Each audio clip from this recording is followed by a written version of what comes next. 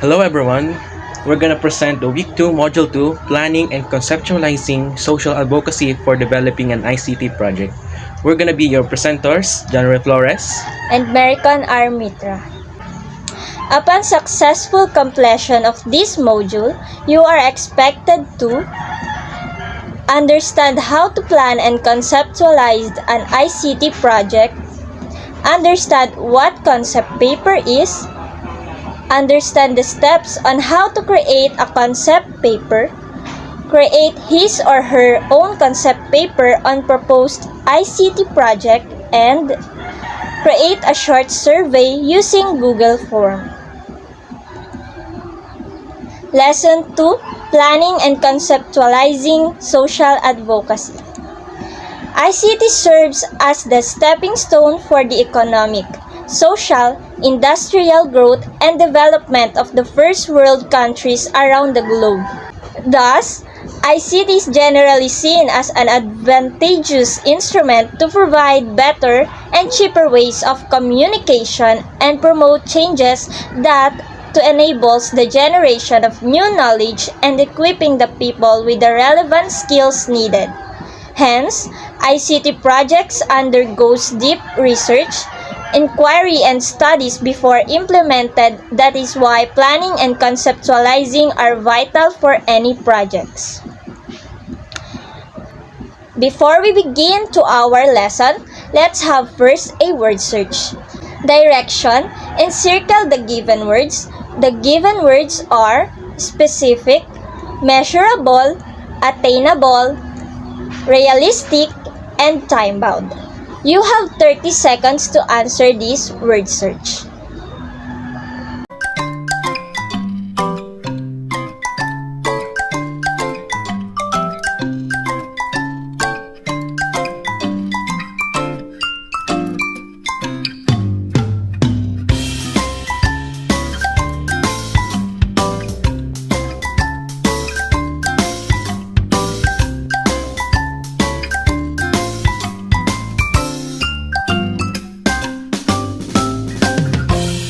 Time's up. Let's check if you got it all. Specific, measurable, attainable, realistic, and the time-bound. Great! You found it all. Now let's continue to our lesson.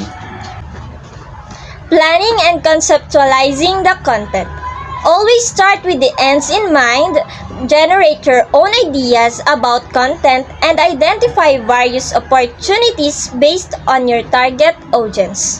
Have a clear plan of actions, responsibilities, work requirements, time frame, and budget if needed. Set a SMART goal to target. SMART. S stands for specific, M stands for measurable, A for attainable, R for realistic, and T for time-bound.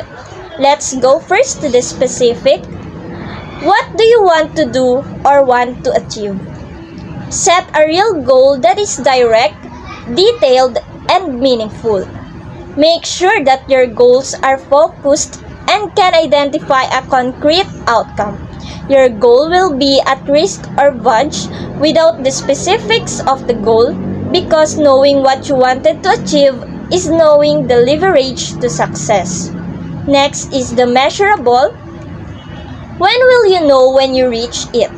What are the signs of your success? Make sure that your goal is trackable and quantifiable. Then, defining your own definition of success will aid you to estimate your current achievement level on reaching your specific goals. A. Attainable. Is it possible for you to reach your goal? Work towards a goal that is challenging but possible and doable. Check if you have the tools or resources that will help you to achieve and attain your goals. R. Realistic or relevant. Are your current skills enough to reach your goal? Knowing yourself is the key to your success. Be honest with yourself and know your capabilities and the things that you cannot do. Be realistic toward your goals as well as on your capacity to do. And last, the time bound. When exactly do you plan to accomplish it? Give yourself a deadline. Every goal should have a target date to finish. Having deadlines motivates oneself to do more efficiently and helps you to be focused in reaching your goals. Let's have this video for SMART goals. Goal setting is a powerful tool in increasing productivity. In fact, setting goals can increase your productivity by 11 to 25%. But actually setting and working towards goals can be challenging. So let's get smart about goals. S. Specific. Ask yourself what you want to accomplish. And most importantly, why? M. Make it measurable. Are you able to tell when you've reached your goal? A. Attainable. Goals should stretch you so you feel excited, but within your current ability. R. Relevant. Set goals that are going to positively impact your life. Does this goal fit in with your other life's goals and dreams? T. Time-based. A goal with a time deadline will create a sense of urgency and give you the energy you need to complete it. Finally, once you achieve your goal, it's time to celebrate and set the next goal.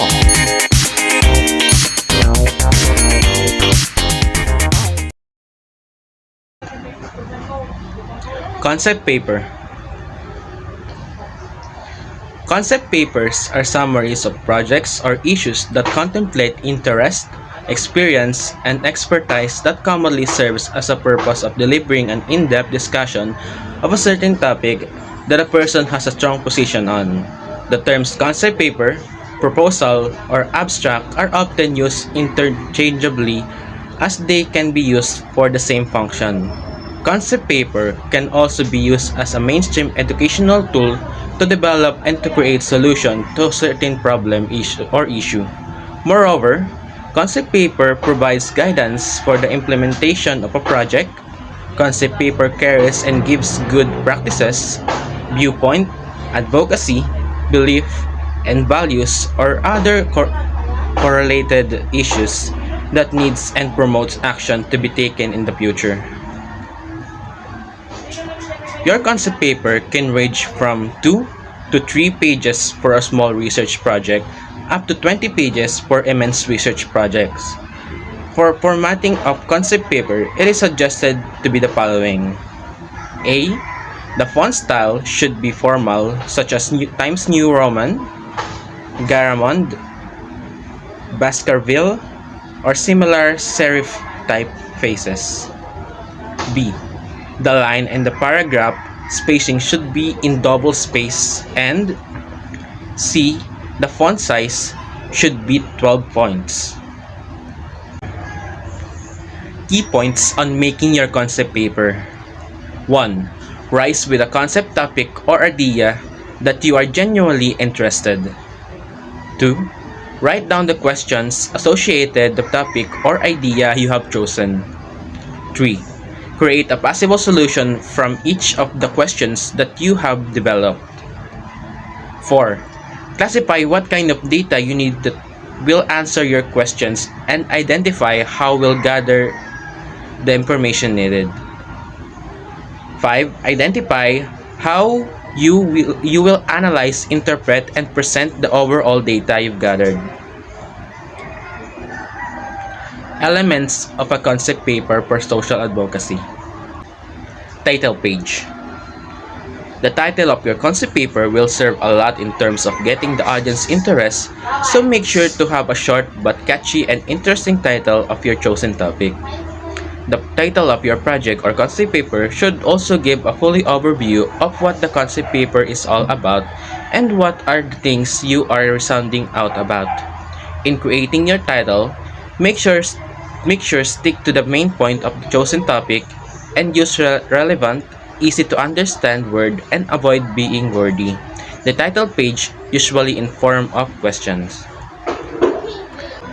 Introduction. This element of concept paper serves as the most important part of your concept paper. You must keep on pursuing and adding value to convince the reader about your project's mission and vision. This part of your concept paper should detail your mission or goal and vision or dream you have in taking up this concept paper. You need to elaborate and identify it by providing them the urge of solving an existing problem and to provide meaningful insights of your project. Your introduction should also contain the following: A. The clear problem you wanted to solve. B. Why did you like to investigate under this study? C. How your research or concept paper would be helpful for others, and D.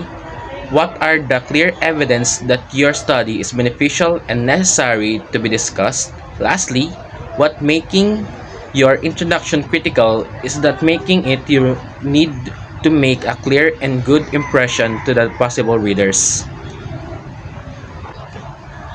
Purpose. This element of concept paper includes the reason why your chosen project or advocacy campaign is worth all the time, effort, and money. You need to make a strong atmosphere of purpose. Your purpose should not only be to prove you're right, but is more about how you can help other people in the purpose of your chosen concept paper. Remember, your main purpose here is to bring something good and create an impact for a change.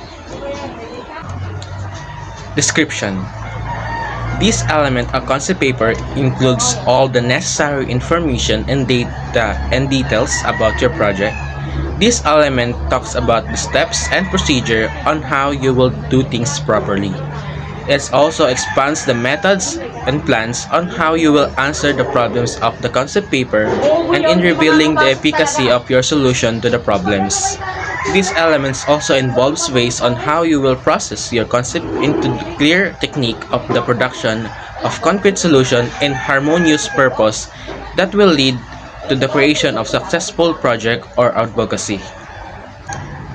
Support. This element of concept paper contains your budget needed for the project. Every project needed funds and to be published and materialize their certain costs. Thus, support from a sponsors necessary to be considered. Remember that support does not only mean monetary things, but it can also be moral support from your friends, relatives, and among others, depending on the topic or cause you have chosen. Contact information. The element of concept paper that includes information on how you can be contacted. This includes the following but not limited to: A. Names of the creators. B. Address. C. Or telephone number. D. Email address, and E. Website. So before we end our lesson, let's have this activity, fill in the blanks. These are the words that you will put in the blanks: concept papers, title, introduction, description, support, purpose, information. You have 1 minute to answer this task.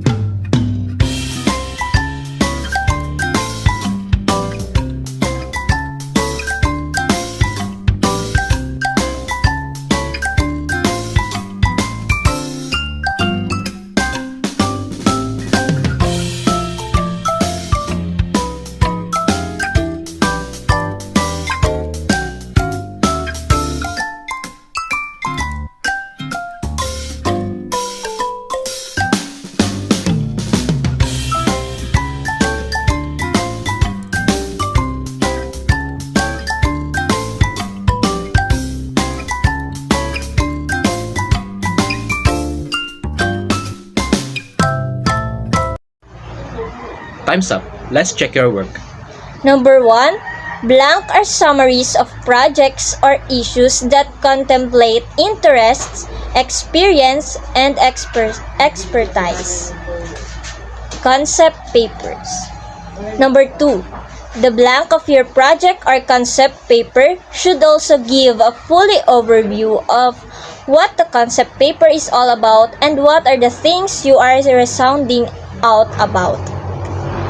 Title. Number 3. What making your blank critical is that making it you need to make a clear and good impression to the possible readers. Introduction. Number 4. Your blank should not only be to prove you're right, but it is more about on how you can help other people. Purpose. Number 5. Blank talks about the steps and procedure on how you will do things properly. Description. Number 6. Every project needed funds to be published and materialize their certain costs, thus blank from a sponsors necessary to be considered. Support. And last, number 7, the element of concept paper that includes blank on how you can be conducted. Information. Thank you for listening. I hope you learned something from our lesson.